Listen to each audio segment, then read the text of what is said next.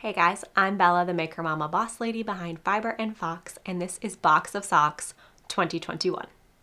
Now, typically, if you've just found your way over here through magical algorithm means or something, I am usually a crochet designer. I also knit, I podcast about all of it, and do other bits here on YouTube. But one of my most popular videos last year was a recap of all the socks that I had knit in what was then 2020. So I wanted to get on and do a whole recap again of all the socks that I knit in 2021. Nothing super new or exciting that you haven't seen if you watched the podcast, but all of them in one place. Maybe give you some tips on how to start knitting. This is my second year as a sock knitter. If you want, I will also link the first Box of Socks video where I go over a bunch of places you can find tutorials, how to start knitting. I'm going to give you a little bit idea of what I do in my general kind of sort of formula. But mostly I'm just going to share socks and fun yarn. So if you like that sort of thing, stick around. I do want to let you know that down below this video, there's going to be a link to a blog post that's going to have links to any of the patterns that I may have used, yarns that are still available. And you can also find other links down below, Instagram, shops, the like, all that stuff. But there is a blog post that has all of the links if you're looking for any specific patterns or anything that I mentioned. I am going to real quick go over some tools that I use for sock knitting. Just my favorites. I did exclusively knit all of my socks on the same kind of needles throughout the entire, at least last year, definitely year and a half. So I do want to share those with you, and you can find these always linked in my Amazon storefront, which is also linked down below if you're interested. But I really like them. Paid for these myself, not like promoted or anything. Hiya Sharp Flyers. I have these in US size 1 and 1.5, which is 2.5 millimeters and I think, no, 2.25 millimeters and 2.5 millimeters. I'm not great at the millimeterage, but they will be in the links. But let me show you these real quick because people are kind of baffled about them. I talked about them in the last video, but they're just so cool. So they're basically, there's 3 needles in a set. They are the Hiya Sharp tips. And they're basically like a DPN and a circular combined. So they have, or I'm sorry, that probably was really loud when I hit the camera. They have this blue flexi, not as flexi as like a circular knitting needle, more of like a plastic cord. And you knit your socks as if you were knitting almost in the round. So you have half your stitches on the front needle, half your stitches on the back needle, and then you're working around with this third needle. I know this is not the best visual. Maybe I will throw in a picture or something here so you can a little bit better see what it is that I'm talking about. It sounds baffling, but I find it super intuitive and super easy. I don't like DPNs because there's just too many of them and they're prone to falling out and they're stiff. And I don't like magic loop at all. I've tried the 9-inch little tiny circulars, which are okay, but my hands tend to cramp. So these are so much more comfortable to hold. And it's like working in the round on 2 needles. If you've ever done that, it's basically the same idea. And it's nice and flexy. So you have nothing rigid, and I've never really had an issue of them like falling out unless you like forget to push the stitches in. But they don't like want to slide out or anything. So I love these, I stand by these, and it's the only thing that I knit socks on at this point. So I would suggest checking them out. They are a little bit of a pricier price point in the $26-ish range, I think. A little more, a little less, give or take. But it's the only needles I use, so I'm very, very content with that purchase.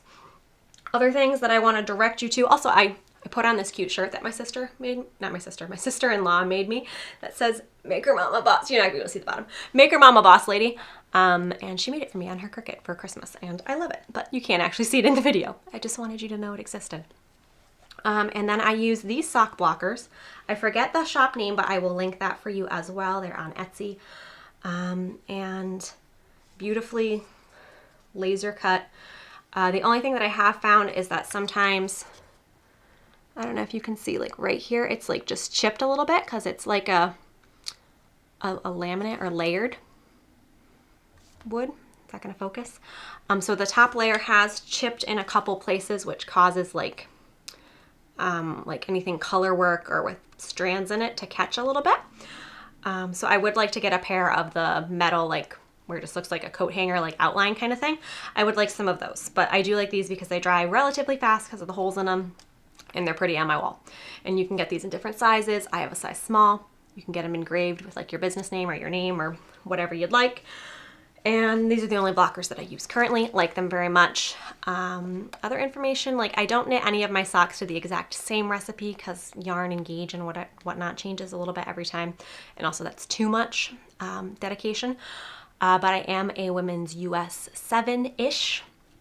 And I don't ever make shorty socks. So I tend to make like mid calf length socks. The other thing that I use pretty consistently, which I should have gotten down, but just remembered now, is I love light bulb stitch markers. How can I show you these? Whoop! Dropped them. Very professional. Light bulb stitch markers. I have these in a pack of 1,000. I also have them linked in my Amazon storefront. And they come in all manner of the colors, rainbow. You can match them to any project.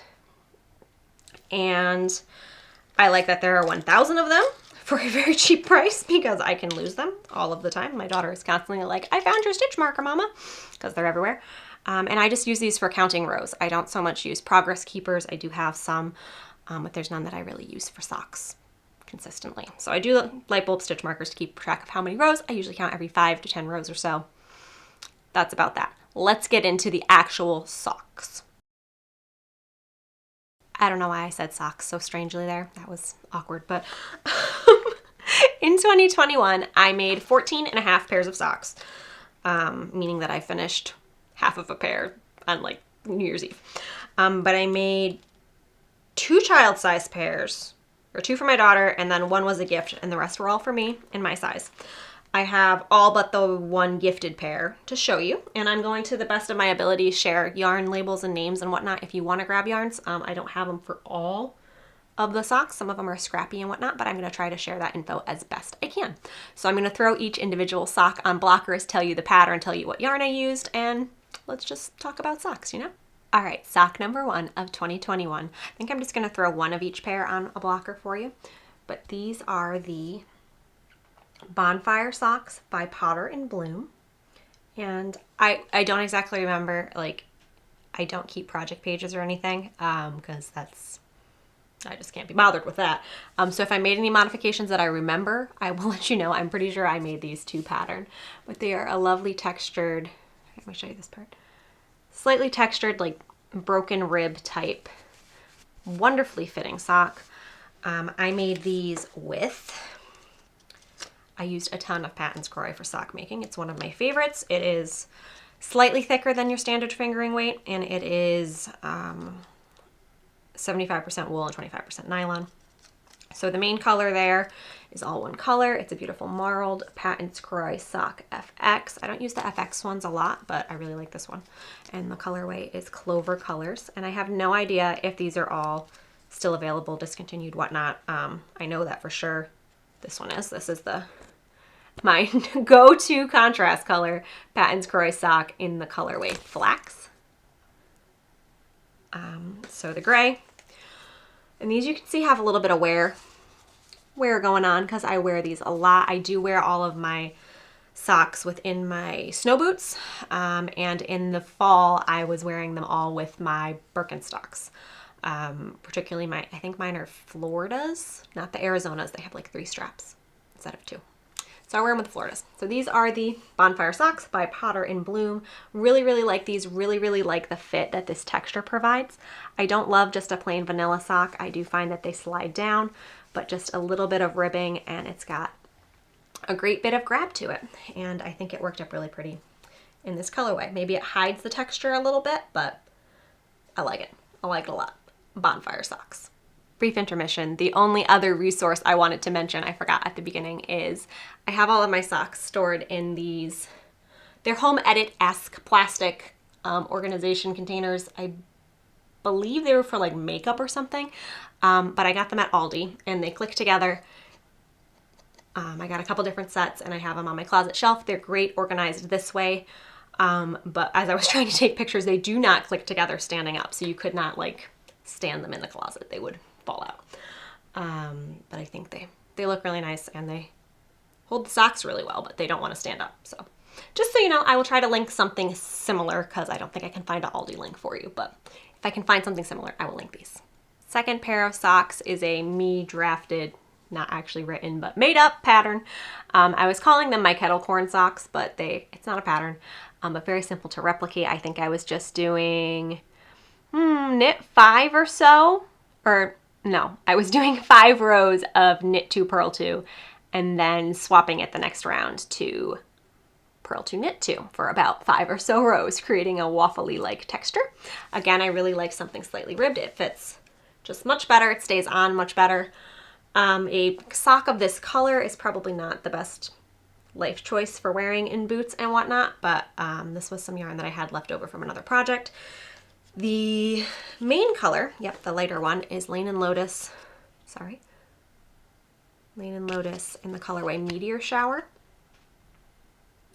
And then the contrast is also Lane and Lotus. I don't have the tag still, but it's called Salted Caramel. It's really beautiful. So this was sock number 2. Really like them. They're a little bit shorter because I was working with leftover remnant sock or remnant yarn, and I like them. I don't know how to give you a sock recap on each sock, but I like them. Pair number 3 are a Scrappy Vanilla sock pair. I don't do a lot of straight vanilla socks just because fit-wise, it's not the best for me. These are just, a plain knit sock. I was striping a bunch of scrap yarns, a lot of which were from my Hope in a Future wrap. So a lot of them are Megs & Co yarn, but not all of them. I guess I can link that pattern drop video if you want to look at that. I was just striping at random a Scrappy. These may have been Sock Week 2021 sock make. I don't actually remember. And then I used the Patons Croix Flax again as my contrast color because I just always do. These ones are a little bit longer. And I was using, I believe, the Stephen West Weavin' Steven, I think he calls it, catching ends as you go, which is great for if you're using scraps because you don't have to weave in a bazillion ends. But I am seeing that I have a lot of ends escaping. I don't know if I can show you, but like right there, one's popping out. They're definitely still woven in, but they're like escaping after the like 5 or 6 stitches that they're trapped in. And there's just several parts where it just looks wonky, like right here. Like I didn't do a great job executing it. I don't think it's a bad tutorial. I just didn't do a great weaving Steven. And I have some spots where it was like holier looking because I didn't trap the yarn the right way. So I think I just messed that up. I have also tried, I don't know if it's like her method, but Nitty Natty has a tutorial on how to catch yarn ends as well, so you don't have to sew them in after. And that's worked very securely, but I've noticed it's very tight. It doesn't have a lot of give to it, so I've had to change my stitch counts. We'll talk about that in another pair of socks. But yeah, this just like looks kind of sketchy in a couple places. But I love a stripy scrappy sock, and I have lots of the other rainbowy remnants up here for other stripy, scrappy, socky, etc. projects. Sock number 4 is the gifted pair. I gifted them to my mom for Mother's Day, but they were the Tesseler socks by Unit Toronto.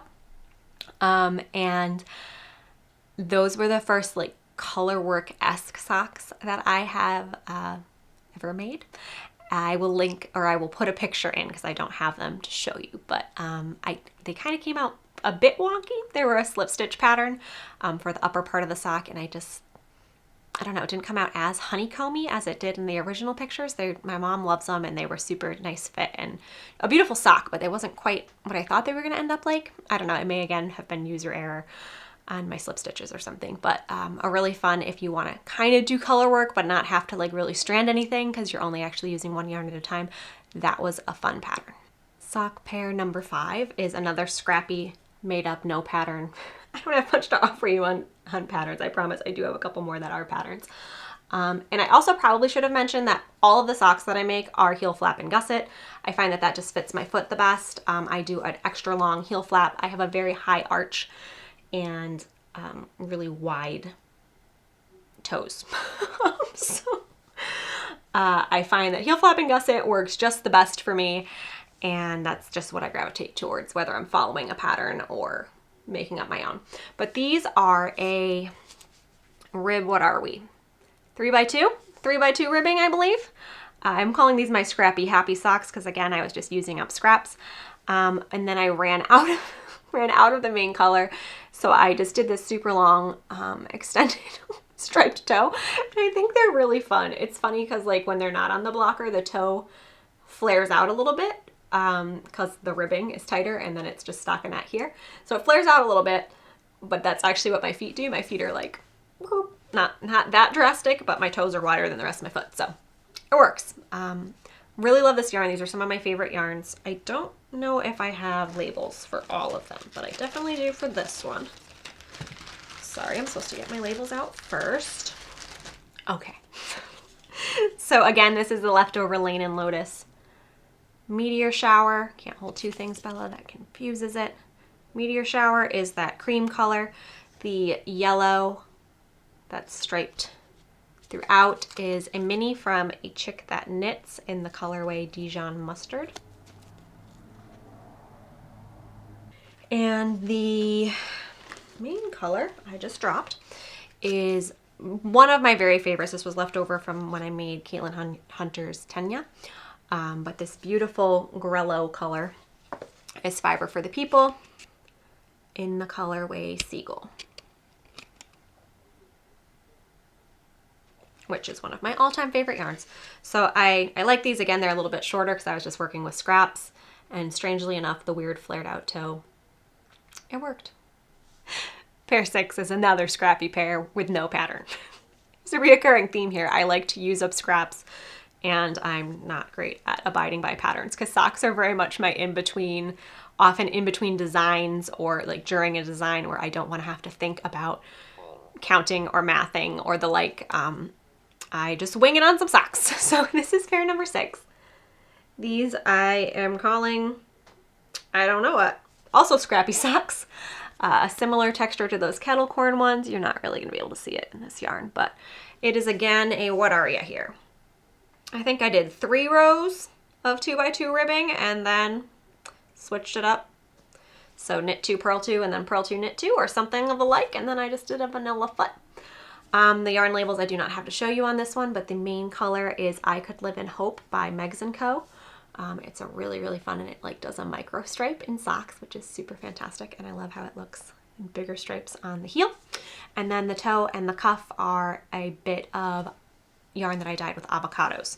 So again, just super fun. I have a whole bin of scrap yarn, and I get a lot of satisfaction out of just using up as much of our yarn as I possibly can. Like I will use all of it. If I have to use it in a striped sock and it's like this much, I don't care. I'm using all of the yarn. If I'm buying indie dyed or more expensive yarn in particular, I'm gonna use all of it. So a lot of Scrappy Socks. Pair number 7 is these guys. These are super fun. I kind of wish I put both on blockers because they are both very different, like very different. I remember knitting these during vacation. I got the yarn on the Shop Hop, and these are again just a vanilla sock. This is a little bit of a thicker yarn. Let me show you the yarn tags. So the main color is, I think it's Chopel in Ambient. I got this on clearance at one of the Shop Hop stores, so I'm not sure if this is a yarn that's still available, but that's the color information. And it was just 150 gram skein, and I typically can get a pair of socks out of 50 grams if I use a contrast toe and cuff, which for this one I did Patons Croy, also clearance, in the colorway Coal. Nope, that's the wrong one, just kidding. Patons Croy, not clearance, in the colorway Coal, which is a great, just plain black. I just love Patons Croy. So this is a little bit of a thicker yarn, even thicker than Croy, probably more of a sport weight. So I don't remember what stitch count I did for these. It was probably 56 stitches, and I usually go up in needle size just for density. So I usually use my 1.5s if I'm working with Croy or a slightly thicker yarn like this. These don't have any nylon in them. They are just superwash merino. So they fit a little wonky, and I can typically get a pair of socks out of 50 grams if it's like fingering weight. And I did split this into 2 equal 25 gram balls, and I was working on them on vacation, and I just remember like I had like knit one down and then I realized it was too short, and then I like frogged back and then started knitting the other one, like put this one on save needle. I frogged it a bunch of times and was just trying to get them both to be sort of kind of equal in size. Actually, you know what? I don't think I split the skein into two. I think I didn't have my scale because I was on vacation. So I think I was trying to eyeball it. I don't remember what I was doing, but I reknit the sock like 3 times on vacation. It was ridiculous. It's supposed to be relaxing, but I just kept frogging it. But eventually it worked out. They're really fun, like I said, but they don't match up at all. I don't understand like what this pattern, even for just one skein, this is a really weird pattern sequence. Like, what are these giant yellow stripes? And what is this giant white stripe? I don't know. But they're fun, and they're definitely more of like a boot sock or a slipper sock because these ones are a little bit thicker, but whatever, cozy. As I was taking that one off the blocker, it snagged it on there. So I definitely do need to get some blockers that aren't this like laser cut wood situation, because it is chipping in a lot of places, and you can see, I don't know, maybe you can see there's little fuzzies of sock remnant up my beautiful little fox. So these might just be a wall hanging, and I need to get some metal ones. Okay, that was halfway. We're getting there. These take a while. It's a lot of socks. So pairs 8 and 9, I did in matching set. It's so drastically different. It's adorable. These just barely fit my daughter, but I love the matching. This yarn is also Patton's Croy. Patton's Croy sock. It is a self-striping. This was the one that was clearance in the colorway Blue Stripe Rag. So I think what I did is I used 50 grams for each of the adult socks. And then, no, I may have only used 100 grams to do all 3 socks. I don't remember. I think it was something like that. Somewhere in a podcast I mentioned it. Do I have the main other color scheme or the contrast color? I do. So the stripe is Blue Stripe Rag. Not a color I would have thought that I liked, because I don't generally like a blue, but it's just like ever so slightly marled, which I love, and it's just kind of got like a faded denim feel to it, which I really like. And the contrast color is Cardamom by West Yorkshire Spinners, signature 4-ply. So these are just vanilla socks, nothing exciting. I have no idea what stitch count I did on these. I did make hers ribbed all the way up the leg because they tend to stay on a little bit better for her. My daughter's 3, and these do fit in her snow boots, but they fit really snug, so I definitely needed to make them a little bit wider, a little bit longer, but I really like Mommy and Me socks. It's a really cute idea, even if she outgrows them super fast. Sock pair number 10, finally a pattern to share. These are the Zig Zag Socks, also by Potter in Bloom. I really like her sock patterns. It's not picking up the texture as well, but they are a beautiful like chevron zigzag. Maybe you can see it better back here. Beautiful chevron zigzag pattern, really fun to knit, very intuitive, easy repeat, and they fit really nice because again they have that slight ribbing like texture. The main color is, again, the West Yorkshire Spinner signature 4-ply, such a mouthful, in the colorway Cardamom.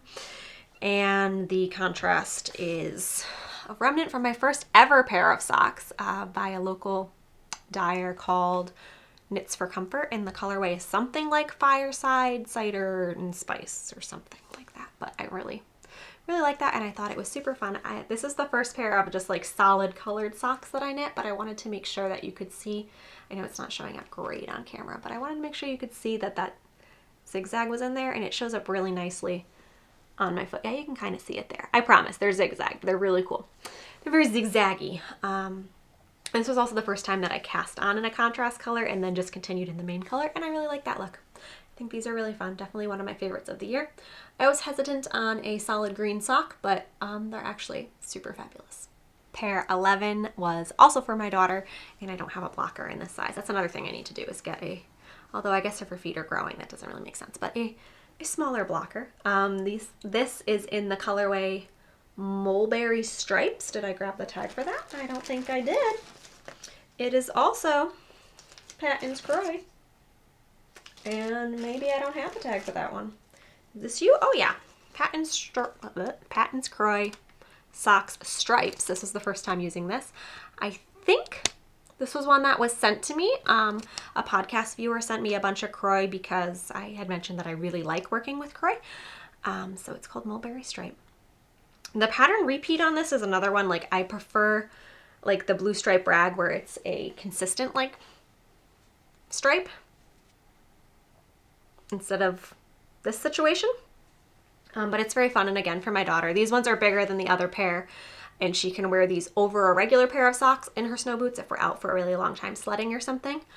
And yeah, it's kind of a funky color combo. I added in the gray for the toe. It's flax again. But yeah, I don't love self-striping on a heel, but it worked out. Again, they're for a 3-year-old, and she wears them in snow boots and nobody sees them, so it's fine. But not my favorite sock outcome, colorway-wise, but they cozy. It's fine. Pair number 12. I know this one was definitely sent to me by the podcast viewer, but this is some more Patton's Croy. This one's a really fun, again, like random stripe combination, but this one's just like fun. So I'm okay with it. Not something I would have picked out for myself. It's sometimes hard to tell with the like striping skeins what they're gonna turn out like, but it's really fun. So Mexicala stripes again, or Mexicala stripes in Patton's Croy sock. And this one is my own pattern, but again, easy to replicate. It is a 3x1 or knit 3, slip 1, and then knit the next row. And it again fits just really nicely. I love the slip stitch detail. These ones, I think I was slipping purl-wise, so these slip stitches don't pop out that much, but you can still see them there.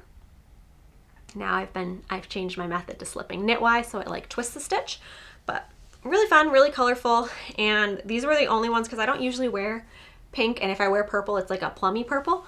And I also don't normally wear bright orange. So this was the only pair that I was like, I don't know if I'm gonna wear these in Birkenstocks because they're a little wild, but I think I actually did, and I'll definitely wear them in boots. And again, just cozy, and it's just socks. So it's totally fine if like this is not my normal wardrobe colors because it's just socks.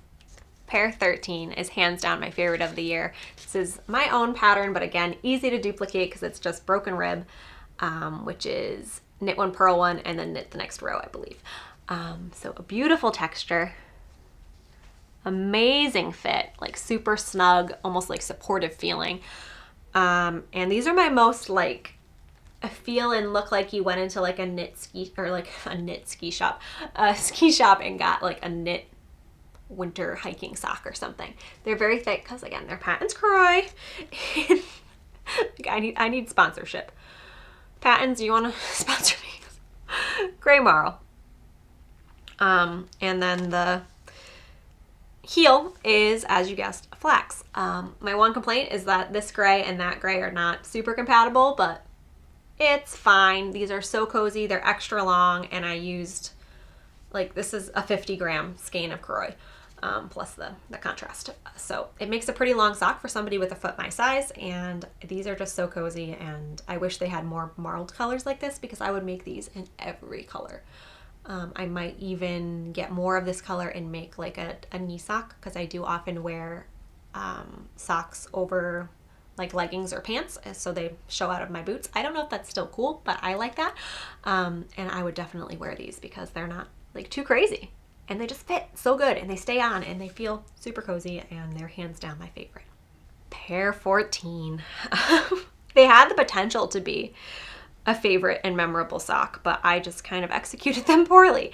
So these are, again, did I only make Potter and Bloom socks this year? These are also a Potter and Bloom pattern. I may have only made her sock patterns. Oh no, I did the one unit pair. These are the Potter and Bloom 24-day socks. They're not on my blocker because they don't fit. They don't fit me. They don't fit my daughter. They don't fit anyone that I know. Because yeah, I did bad things.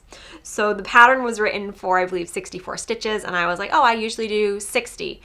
And I do my needle size change, I do 60, and it's gonna be fine because it's Croy, it's a little chunkier. And then I was like, oh, it's a self-striping. I actually haven't cut the ends on these yet because no one's worn them and probably won't for years. But I was doing that nitty-natty catch the yarns as you go method, which they're secure, they're not gonna fall out. But it created just like this much here where I was catching those yarns has no stretch, like this part here, stretchy right here, like no stretch. No stretch at all. So they don't, like this part I can get on, but I cannot get it over my,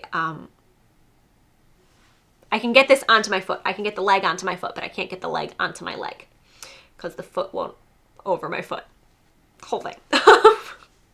And this was supposed to be like a commemorative project for the year using scraps. The pattern is designed to use Advent minis, which is a great idea if you have an Advent calendar set that you've bought. I think it's kind of silly because you're using less than a gram. Like you're doing like 2 rows of each color.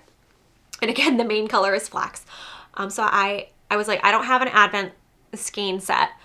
And even if I did, I wouldn't want to use just like one little eensy bit of yarn out of that Advent skein set to make socks. But I was like, I will take scraps that I have. Like I have a whole bunch of scrappy bins. I'm going to put them all in a bag and I'm going to let my daughter draw colors. These were supposed to fit me. She was going to pick the colors. I was going to make the socks. I think I was doing like 2 stripes every day so I could get both socks done by Christmas Eve or something like that. It's a really pretty... my garter's always really sloppy, so you can't really see it, but it's, again, a slip stitch pattern. Like you can see it on the green pretty good. Slip stitch, and then I modified the foot because I just don't like my garter stitch, so I just did stockinette with the slip stitch. You can see it better there, but it just creates like a little color worky looking thing, but it's just slip stitches. A beautiful, beautiful pattern, but they're too small for me. And by the time that I got here and realized that they didn't fit, I was like, I don't want a frog back because I have all these little bits of yarn. And I had already done the heel flap to fit me and picked up, and I was like, I don't really want to go back and redo the heel flap to fit my daughter. And yeah, so I made them. They'll probably fit her when she's like 6 or 7. I have no idea. So they are like a 60 stitch, but they're really tight because of the way that I caught the yarns. But really pretty, really fun, and a really fun idea for Advent. Next year, I'm probably just going to do I don't know, this texture was really pretty, but I'm probably just, because the slip stitch just got a little tedious, I'm probably just going to do a vanilla stripe, like 12 colors for each sock or something, and call it an Advent sock. But I like the grab bag idea, but just my execution of these, not the pattern's fault at all, just me being like, oh yeah, I know what I'm doing, I'm going to modify this. Shouldn't have done it, should have followed Emma's pattern. And the last, not technically pair, last single sock of a pair that I finished. I'm only sharing that because it is noteworthily, it's noteworthy how long this sock is. Like, this is the other sock, and that's how long that sock is.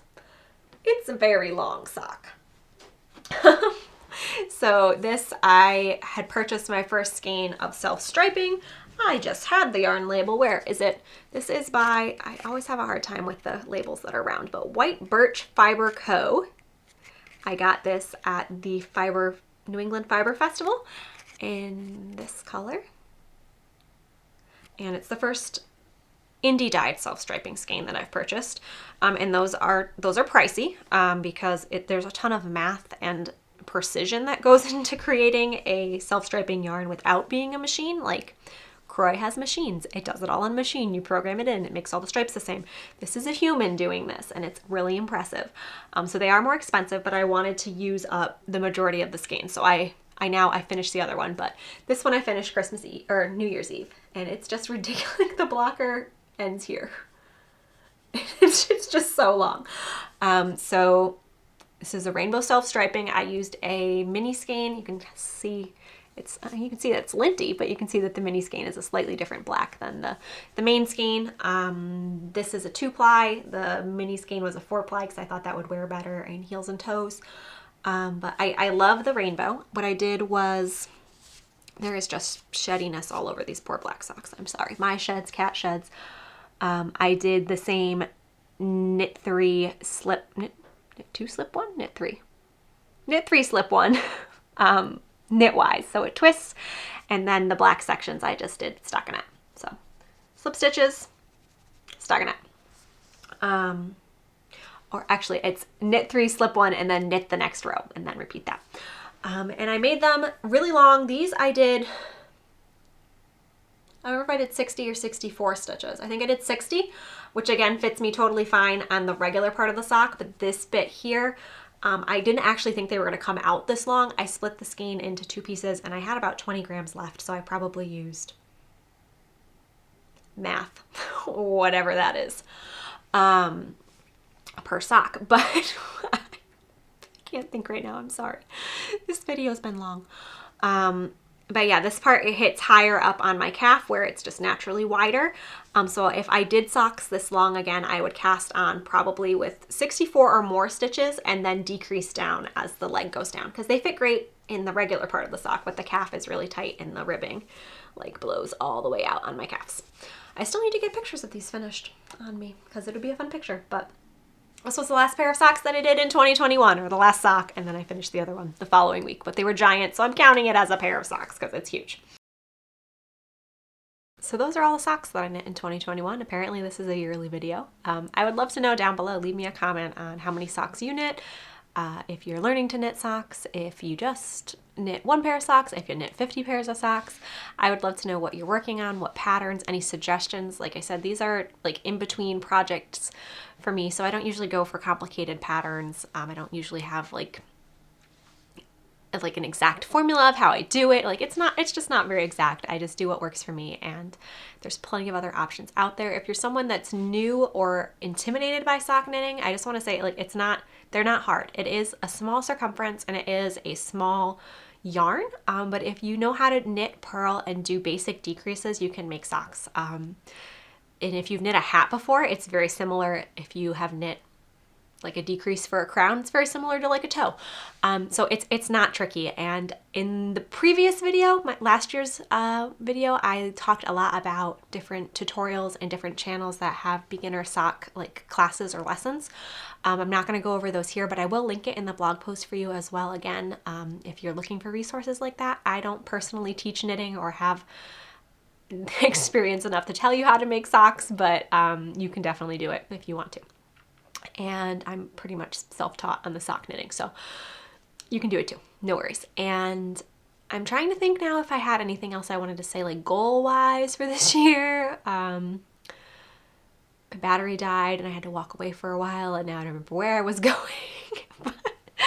I would like to do a cabled pair, not like super complicated, but I want to conquer cables this year, and I would like to do like an actual color work, not like slip stitch, but like actual color work on just like the leg of a sock, because I don't want stranded color work in like my toes or on the foot, but in like the leg of a sock, I think that would be fun. So I like to do cables, I'd like to do color work, and I've learned that I prefer non-superwash for socks, which is one of the reasons I really like Croy. It does have nylon in it.